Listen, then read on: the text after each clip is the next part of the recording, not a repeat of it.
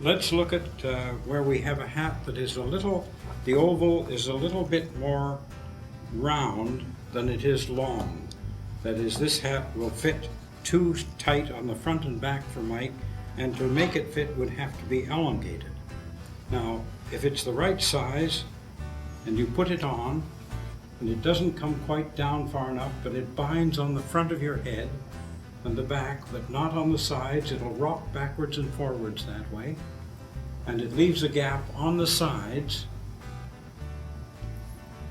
through in here that you don't want.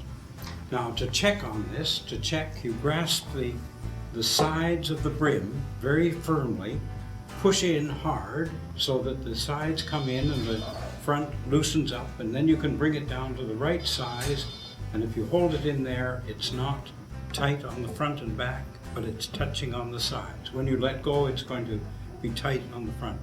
But a hat retailer can take that hat and make it longer. He can steam the brim with a stretcher inside to make sure that it's the right shape. To make a long oval, put a long oval into a hat, you put a hat jack in, a smaller size than the hat normally takes, and then turn the turnbuckle to enlarge the oval. This we have on a military. You'll notice that as we tighten it up, it makes the brim turn down further in front and back. That's the natural way the brim reacts when you tighten up a hat jack inside and give it a long oval.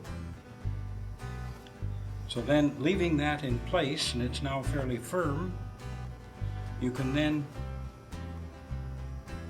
steam the brim itself. A little more steam towards the outer part on the front and back, but steam all the way around. And when you soften the brim, because it's the brim that holds the oval in the hat, as you soften the brim, you'll find that the hat is no longer holding the hat jack in place.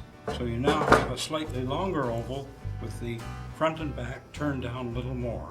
If you want the hat brim to stay flat, you have to put it on a flat surface and iron it flat then afterwards.